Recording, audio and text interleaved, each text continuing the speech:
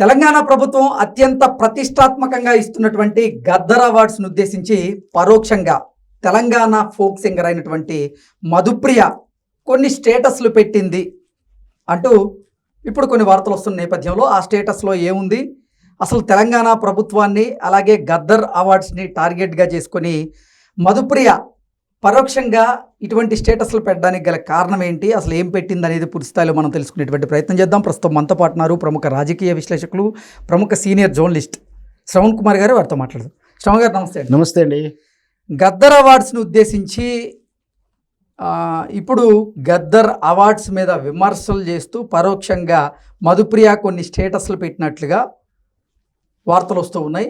అసలు ఆవిడ పెట్టినటువంటి స్టేటస్లు ఏంటి, ఆ స్టేటస్లకి గద్దర్ అవార్డ్స్కి సంబంధం ఏంటి, అసలు గద్దర్ అవార్డ్స్నే ఉద్దేశించి మధుప్రియ ఆ స్టేటస్ పెట్టిందనేటువంటి వార్తలు ఎలా రాస్తున్నారు అనేది ఒకసారి మనం విశ్లేషణ చేసుకోండి.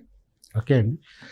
రేవంత్ రెడ్డి గారు తెలంగాణ ప్రభుత్వం తరపున ఇచ్చినటువంటి గద్దర్ అవార్డ్స్, నేనైతే అవార్డు ఇవ్వడాన్ని స్వాగతిస్తా, కానీ గద్దర్ పేరు ఇవ్వడాన్ని నేను కూడా మొదటి నుంచి వ్యతిరేకిస్తున్నాను. అది పెద్ద డిబేటు, అది ఒక పాయింట్. ఏంటంటే గద్దర్ పేరు మీ ఇవ్వాల్సిన అవసరం లేదు. ఒక విప్లవకారుని పేరు మీ ఇవ్వాలంటే తెలంగాణ విప్లవకారులు చాలామంది ఉన్నారు, గద్దర్ ఒక్కడే లేడు, చాలామంది ఉన్నారు. మరి అమరుడు గురించి ఏమన్నా ఇద్దాము, త్యాగాల గురించి ఇద్దామంటే ఓ శ్రీకాంతాచారి, ఆర్ కృష్ణయ్య, మన తెలంగాణ యుద్ధ నౌకగా గద్దర్ గారికి ఇద్దరు నౌకలు, షిప్పులు, కాలువలు, బయలువులు ఇవన్నీ కాదండి. అది రిప్రజెంట్, రాష్ట్రాన్ని రిప్రజెంట్గా ఉండాలి. భావజాలాన్ని చూసినా ఆయన ఏం కాదు. ఒకవేళ రాష్ట్రానికి రిప్రజెంట్ గా ఆయన స్వరాన్ని వినిపించి, స్వరం చాలా మంది వినిపించారండి. ఆయన ఎప్పుడు వినిపించాడు, ఇంకా చాలా పెద్ద డిబేట్. అసలు ఆయన కాంట్రవర్షన్ క్యాండిడేట్. సరే, ఇవన్నీ పక్కన పెడితే, సరే అది అంతవరకు పెట్టేస్తే ఇస్తున్నారు. అది ఎవరు స్వాగతించలేదు, తీసుకున్న వాళ్ళు కూడా స్వాగతించలేదు. ఎవరో భయపడో, భయాన నయాన ఉన్నోళ్ళు, లేకపోతే ఉదాహరణతో ఉన్న వాళ్ళు వచ్చి తీసుకున్నారు. వాస్తవం అయితే నేనైతే దీన్ని ఏకీభవిస్తాను, ఖచ్చితంగా నేను స్టేట్మెంట్ ఇస్తాను. భయపడి వచ్చిన వాళ్ళే తీసుకున్నారు. ఎందుకంటే అర్ధరహితమైనటువంటి పేరుతో వాళ్ళకి ఎవరికి కనెక్ట్ అవ్వట్లేరు. ఒక వేరే డిబేట్ అయినప్పటికీ రేవంత్ రెడ్డి గారు ఏం పని చేసినా కూడా చక్కగా ఏదీ చేయలేదు. ప్రతిదీ విమర్శలే, అవకతవకలనే వింటా ఉన్నాం మొదటి నుంచి కూడా. అందులో నిన్నగాక మొన్న జరిగినట్టు అందాల పోటీల విషయంలో అంతర్జాతీయంగా మనకెంత అపవాదులు తెచ్చిందో ఈ తార్పుడు గీర్పుల గురించి మనం విన్నాం. ఇప్పుడు గద్దర్ అవార్డ్స్, ఈ గద్దర్ అవార్డు అయినా చక్కగా చేస్తాడంటే దాంట్లో కూడా అన్ని విమర్శలు. ఎందుకు అంటే ఎవరికి అగ్రతాంబూలం ఇచ్చారు, అసలు అవార్డు కమిటీని ఆంధ్ర వాళ్ళ పెత్తనం, ఆంధ్ర చైర్మన్ తోటి ఇప్పించారు. తెలంగాణ నటులు ఎవరికి రాలేదు, తెలంగాణ సినిమాలకు రాలేదు, ఎవరికి రాలేదు. తెలంగాణ హీరోలకు రాలేదు, తెలంగాణ సినిమాలకు రాలేదు, తెలంగాణ డైరెక్టర్లకు రాలేదు. సరే యూనివర్సిటీలకు అంటే తెలుగు వీళ్ళకి కలిపి ఇచ్చారన్నప్పుడు మరి అది మరి అందరూ నటులు రాలేదు, పెద్ద నటులు ఎవరు రాలేదు. కక్ష తీసుకుని డైలాగ్ కొట్టిపోతానికి అల్లు అర్జున్ వచ్చాడా అనిపించేలా ఉంది నాకైతే. మధుప్రియ గారి గురించి, మధుప్రియ గారు పెట్టినటువంటి స్టేటస్ల గురించి కనుక ప్రస్తుతం మనం చర్చిస్తే, ఆవిడ తను పెట్టినటువంటి స్టేటస్లో ఎక్కడ గద్దర్ అవార్డ్స్ గురించి ఆవిడ ప్రస్తావించింది లేదు. ఎవర్రా మీరంతా, గద్దర్ అన్నకు మీకు సంబంధం ఏందిరా, స్కూల్లో లడ్డు బూందీ ఇచ్చినట్లు అందరికీ తలా ఒకటి ఇస్తున్నారా అంటూ ఒక స్టేటస్ పెట్టింది. ఇంకొక స్టేటస్లో భాగంగా రక్తం మరిగిపోతోంది, మలిదశ ఉద్యమంలో ఎన్నో పోరాటాలు చేసి తెచ్చుకున్న తెలంగాణ కవులు, కళాకారులకు ఇవ్వాల్సినటువంటి అవార్డ్స్ ఎలా ఇస్తే కన్నీళ్లు ఆగట్లేదు అంటూ మరొకటి పెట్టినట్లుగా కొన్ని వార్తలు వస్తున్నాయి. మరి అది పెట్టిందా ఆవిడ స్టేటస్ లేదా అనేది కూడా ఒక క్లారిటీ అయితే లేదు. యాక్చువల్గా అయితే మధుప్రియ ఫోన్ నెంబర్ కనెక్టివిటీ ఉన్న వాళ్ళకు ఆ స్టేటస్ కనిపిస్తుంది. వాళ్ళు స్క్రీన్ షాట్ చేసేసి మీడియాలో రాయడం జరిగింది. వాస్తవం అయితే 99% అయితే నేను మధుప్రియ పెట్టిన స్టేటస్ గాను భావిస్తున్నాను. అది కూడా అవార్డు ఇస్తున్నటువంటి ఆ రోజు సాయంత్రమే పెట్టినటువంటి స్టేటస్. తెలంగాణ ఉద్యమం పోరాడి జైలుకి వెళ్ళి గజ్జె కట్టుకొని పాపం మధుప్రియ చిన్న పాప, నాకు తెలిసి 7-8 ఏళ్ళ పాప నుంచి పాటలు పడుతుంది తెలంగాణ ఉద్యమం పీరియడ్లో. ఆమె చేస్తున్నప్పుడు జస్ట్ 10 years old కూడా కాదు ఆమె. తెలంగాణ ఉద్యమంలో అంటే ఆ చిన్న పాపగా ఉండి పాటలు పాడి తెలంగాణ రావడానికి గద్దరు వెనక ఉండి గద్దరు చేరదీసి గద్దరుతో పాటు ఉంటే ఈరోజు ఆమె ప్రాముఖ్యత లేకపోవడం కానీ, ఆమె పాడిన పాటలకు అవార్డు రాకపోవడం కానీ, ఆమెం తక్కువ పాటలు పాడలేదు, చాలా మంచి పాటలు పాడింది. వాళ్ళ పార్టీకి పాడలేదని కావచ్చు, కక్షదారించుకుని ఇయ్యలేదా, లేదా ఇచ్చే వాళ్ళకు మరి ఆంధ్ర వాళ్ళు ఉన్నప్పుడు, ఆంధ్ర కమిటీ ఉన్నప్పుడు ఆంధ్ర నిర్ణయాలు జరుగుతాయి, తెలంగాణకు సంబంధం లేని వాళ్ళు ఉన్నప్పుడు తెలంగాణకు సంబంధం లేని వాళ్ళకి అవార్డులు వస్తాయి. ఈ రోషన్ బాలు కానీ ఇట్లాంటి చాలామంది ఉన్నారు తెలంగాణ గురించి, డైరెక్టర్ల గురించి చూపిస్తే చాలామంది డైరెక్టర్లు ఎవరికి రాలేదు, వాళ్ళ సినిమాలకు రాలేదు. నిన్నగాక మొన్న ఈ బలగం సినిమా ఎంత చైతన్యాన్ని కలిగించింది, రికార్డు బ్రేకులు చేసిన సినిమాకి ఎలాంటి అవార్డు రాలేదు. సో ఎవరికైనా కడుపు రగిలిపోతూ ఉంటుంది పాటలు రానప్పుడు. ఆమె బహుశా ఆమె అదే విషయం చెప్పి, ఎవర్రా మీరంతా, మేము పోరాడి మేము తెచ్చుకున్న తెలంగాణని నువ్వేదో పప్పు పిల్లలు పంచినట్టు పంచుతూ ఉన్నావు, ఎవరికి ఇష్టం వచ్చినట్టు పంచుతూ ఉన్నావు అని ఆమె ఉద్దేశం కావచ్చు. ఎవరు అన్నదంటే మామూలు మాట ఏం కాదు.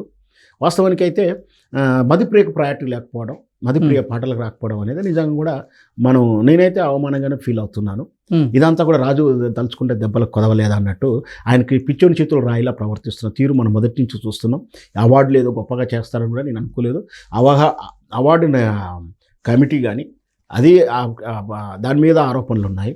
అయితే తెలంగాణ వేదికల మీద తెలంగాణ ఉద్యమం ఇక్కడ జానపదమే ఉంటుంది, పాటలు ఉంటుంది. కానీ మరి డిస్కో పాటలు, వ్యామ్ పాటలు అయితే ఎప్పుడు చూడలేము. తెలంగాణ వేదిక కల్చర్లో ఎక్కడా లేదు. ఆ పాటలు కూడా పాడిన తీరు కూడా మాకు అవమానంగానే అనిపించింది. అక్కడ ఎవరు మరి అది తెలిసి చేశారా తెలియదు, అన్ని పాటలు వేశారు కదా, అన్ని పాటలు అంటే తెలంగాణ ఉద్యమానికి సంబంధించి తెలంగాణ అక్కడ మా వేదికల సినిమా పాటలు ఉన్నాయి, అన్ని ఉన్నాయి. అదే వేదికల మీద ఇక నేనేం పలానా పాట అని చెప్పడం కూడా భావ్యం కాదు కాబట్టి అర్థతో సంబంధించిన చైతన్యం సంబంధించిన పాటలే పాడుకున్నాం. కానీ ఎన్నాళ్ళు మేము పుట్టింటోడు వదిలేశాడు ఆ పాట, ఇట్లాంటి పాటలు అయితే పాటలు, ఆ తరహా పాటలు, ఆ పాట అంటే ఆ తరహా పాటలు అయితే మా వేదికల మీద ఎప్పుడూ లేవు.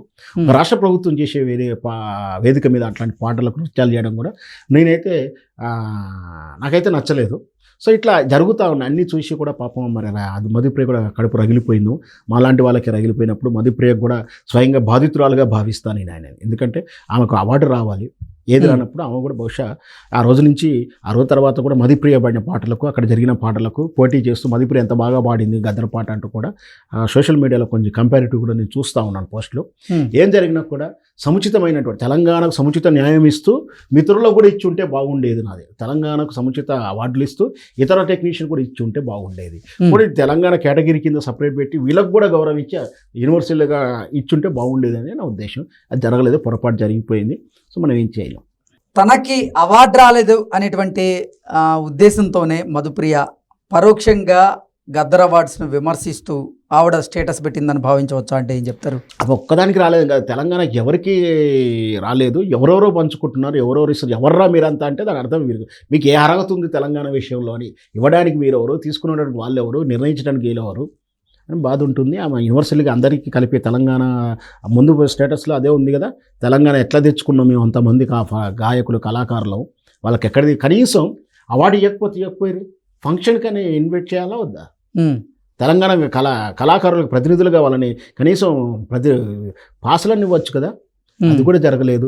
తెలంగాణ ఉద్యమంలో భాగంగా కాదు. అంటే మలిదశ ఉద్యమంలో పోరాటం చేసి కొట్లాడి తెచ్చుకున్నటువంటి తెలంగాణ కవులకి కళాకారులకి ఇవ్వాల్సినటువంటి అవార్డ్స్ ఇప్పుడు తెలంగాణ ప్రభుత్వం ఎలా ఇస్తూ ఉంటే నాకు కన్నీళ్ళు లాగట్లేదు అంటూ మధుప్రియ స్టేటస్ పెట్టారు అనేటువంటి వార్తలు వస్తున్న నేపథ్యంలో ఏంటి నిజంగా కవుల్ని కళాకారులని ఇప్పుడు తెలంగాణ ప్రభుత్వం గుర్తించలేదా? వాళ్ళకి అవార్డులు ఇవ్వలేదా? ఖచ్చితంగా ఎక్కడిచ్చింది, ఇచ్చినా కూడా ఒకటో అరేదో ఒకటో ఇచ్చినట్టుంది.